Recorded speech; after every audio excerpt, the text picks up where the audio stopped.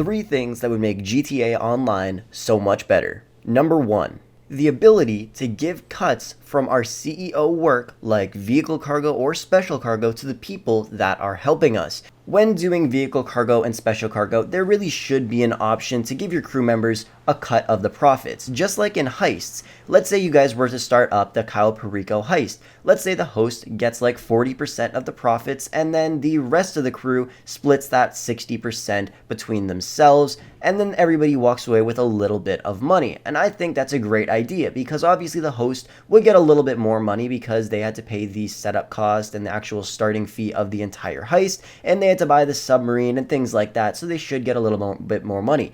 But let's talk about special cargo first. So you guys are doing special cargo, and some people are helping you guys out source some crates. And of course, it takes a long time, and they're putting all of this time and effort into helping you make money in the end. And then when you actually go to sell all the crates, they don't get a single dime, and you get all of the money. And if you were to sell a full warehouse, that's $2 million plus bonuses for other CEOs and MCs in the lobby. So you really could walk away with like $2.2 million from selling an entirely full warehouse of special cargo. And what do your crew members get? They get nothing. Nada. Not a single dime comes their way, except for the associate payouts from CEO work. Obviously, they get paid like $5,000 every 48 minutes in GTA Online. So if you guys were doing special cargo and they helped you from the very beginning, would it be the worst thing to give them 5%, maybe 10% of your profits? That's not that much money. $2 million, 5% of that is $100K, and 10% is $200,000.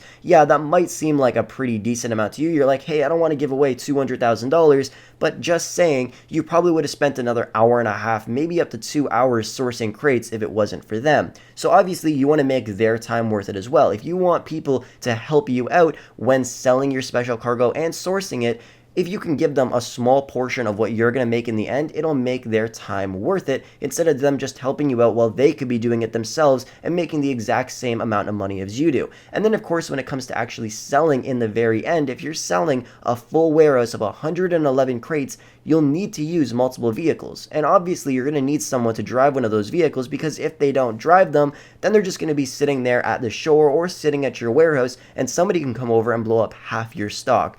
And don't forget, if you were to do it solo instead, you would lose out on a lot of money too, because when doing special cargo, if you were to sell a full warehouse compared to half your warehouse compared to a third of the warehouse, you can actually look and you just make a lot more money by selling your full warehouse, because obviously selling cargo in bulk makes you more money. So in the end, you'll need people to help you out, and they won't help you out unless they get a small payout, and paying 5 or 10% is really not that bad. And then when it comes to doing vehicle cargo, it's practically the exact same thing. If you're doing it solo, you can make a max of 100K per half hour in GTA Online.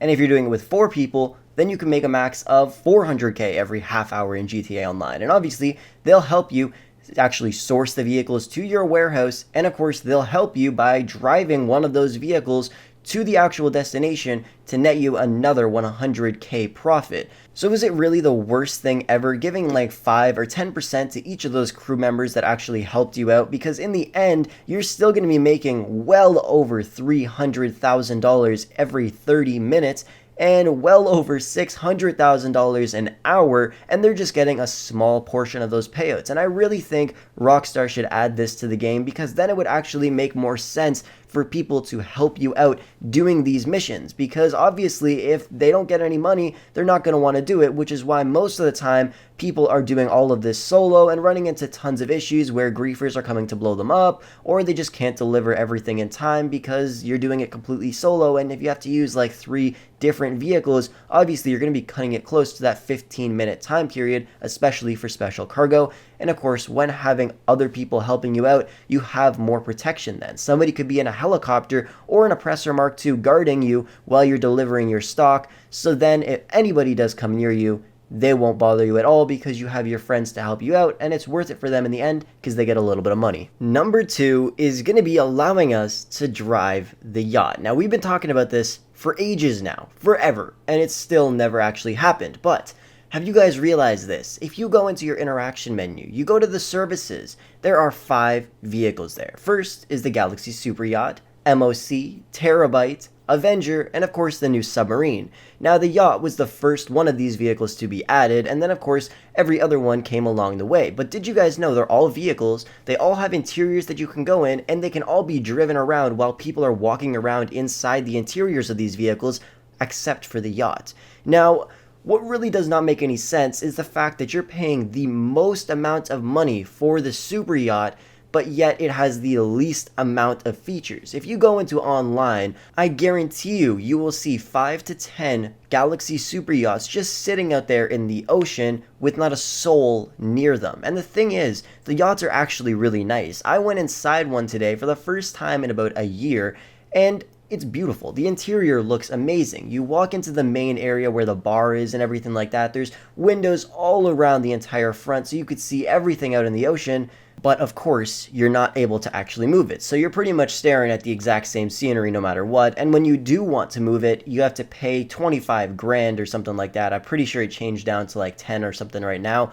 But you still have to pay a lot of money to just move it. And then when you move it, you're just staring at another big ocean again. Like there's literally no difference at all to where your yacht location actually is. Now, in terms of actually driving it, there's two options that I could see. Number one, allow us to drive it. Allow us to just putter around in the ocean in our massive $10 million luxury yachts.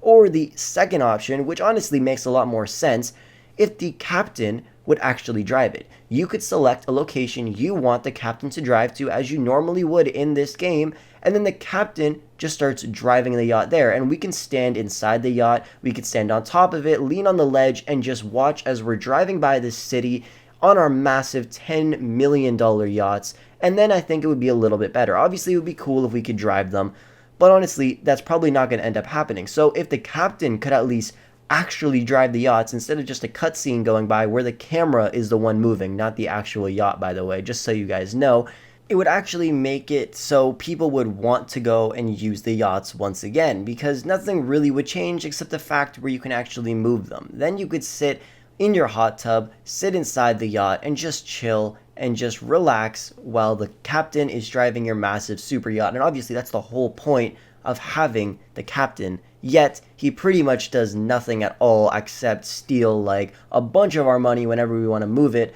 which obviously we never end up doing. And of course, if you own a super yacht, you got to pay a daily fee for it, just like owning an apartment or any other property in GTA Online. So pretty much you're just losing money having that yacht sitting there because you're never even using it ever again. So honestly, yachts are pretty much useless unless we were able to move them around. And honestly, I think it would make the game so much better. Let me know what you guys think of that theory in the comments. Number 3, and honestly, I think this is the one that would really make GTA Online the best thing ever. And that would be releasing The End DLC. I've been waiting for this for years now. The End, where it's the final update in GTA 5 Online. And then after, about a month later, they announced GTA 6. 6 months later, the game is released. Can you guys even imagine that? Probably not, because most people don't even think that will ever happen. Most of the time, we're all just sitting there thinking, I wonder what life would be like when we're 30 years old. Maybe GTA 6 would be announced then. No, probably not. I don't think that's ever going to end up happening. But you guys can see what I'm getting at here, right? Like, this game's been out for so long. Can they just release the final update and announce GTA 6? It would really make things a lot better for GTA Online, because then we'd have a whole new game to play on, and it would be so much fun. Like, I was just thinking today, imagine how much fun it would be to just go into GTA 6 for the first time ever and see all of these cool new features. Because in all honesty, GTA 5 is a really fun game. There is still hundreds of thousands of people playing this game every single day, and there is so much cool stuff to do. So imagine what GTA 6 would be like. And I have a theory for GTA 6 of what Rockstar is actually doing. Now, I don't know if this is true or not, but this is pretty much what it is. So GTA 5, we have 100,000 people playing at all times across all of the platforms combined, which is a pretty decent amount of people. And the expanded and enhanced version comes out, it goes up a little bit, a few months later it drops back down. And once it gets under 100k to, let's say, 50 or 60,000 people playing all across every single platform at once, then Rockstar would announce GTA 6. So pretty much what I'm getting at here is they already have the announcement ready. They already have pretty much the entire game ready. They're just waiting until GTA truly does die out.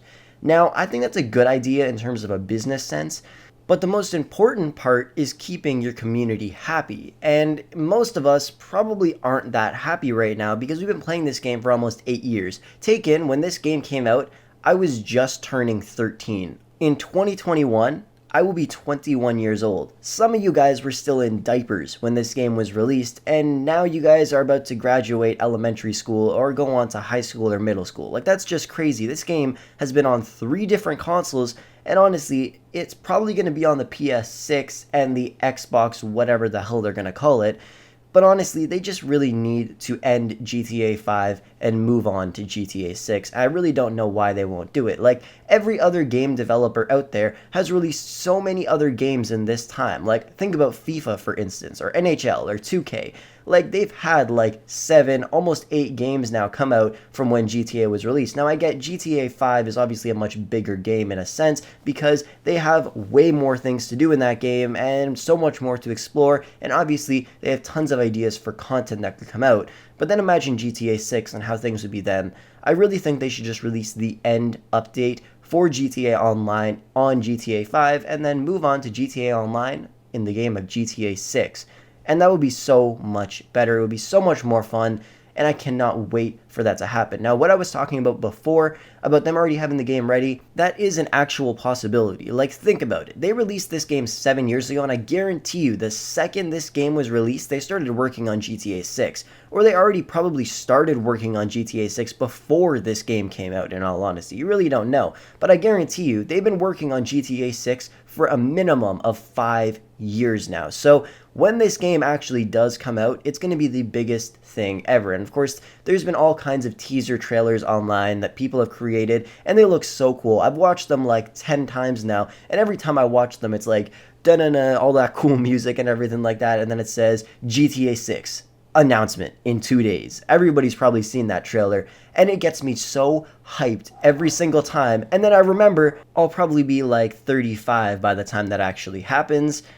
And that just kind of sucks because we really just want the game to come out. Everybody as a community wants the game to come out. We loved GTA 5 and we really still love it now, but at this point, it's so clear what Rockstar is doing. They're just juicing this game as much as they possibly can. So, in all honesty, when it comes down to it, if everybody just stopped playing GTA 5, I think GTA 6 would come out in the next year or 2 years. Obviously, after the expanded and enhanced version comes out, everybody should just drop GTA 5, and then by the time 2022 comes along, boom, GTA 6 announcement. May comes along of 2022, GTA 6 is live for everybody on every single platform. I personally think that's a great idea, and I think that's what we're going to have to do as a community. We're going to have to just drop this game off, and then GTA 6 will come out, and then we will be able to have some more fun, probably for about 20 years, because that's when GTA 7 is most likely going to come out. Because if GTA 6 is better than GTA 5, believe me, that game will last forever.